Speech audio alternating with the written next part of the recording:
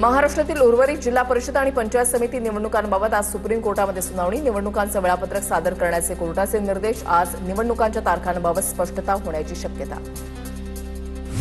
किरकोळ बाजारामध्ये साखरेचे दर 50 ते 52 रुपये प्रति किलोवर पोहोचले। केंद्राकडून जुलै महिन्यासाठी साखरेचा अपुरा कोटा जाहीर झाल्यानं महिनाभरामध्ये दरात 600 रुपयांची वाढ। ऊसाचं उत्पादन घटण्याची शक्यता असल्यानं व्यापाऱ्यांकडून साखरेची मोठ्या प्रमाणात खरेदी। ग्रामविकास मंत्री जयकुमार गोरे आज धाराशिव जिल्हा दौऱ्यावर। आपला जीव धाराशिव विजन 2030 या कार्यक्रमाला मंत्री गोरे उपस्थित राहणार। गणेशोत्सवासाठी कोकण रेल्वे मार्गावर 11 सप्टेंबरपासून 13 विशेष रेल्वे गाड्या धावणार। छत्रपती शिवाजी महाराज टर्मिनस ते सावंतवाडीपर्यंत विशेष ट्रेन धावणार। दिवा स्थानकावरून चिपळूण आणि खेडसाठी मेमू स्पेशल ट्रेन।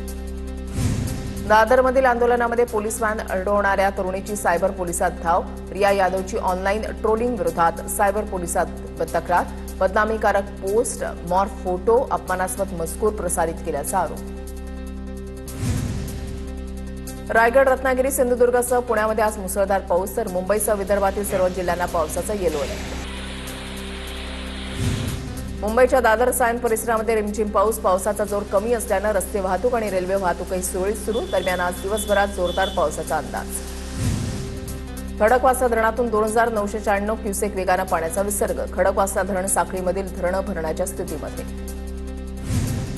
पुण्यातील पवना धरण 97% भरल्यानं धरणातून विसर्ग सुरू। धरणातून 9000 क्युसेकनं विसर्ग करण्यात येणार। पवना नदीकाठच्या ग्रामस्थ, शेतकरी आणि नागरिकांना सतर्कतेचा इशारा।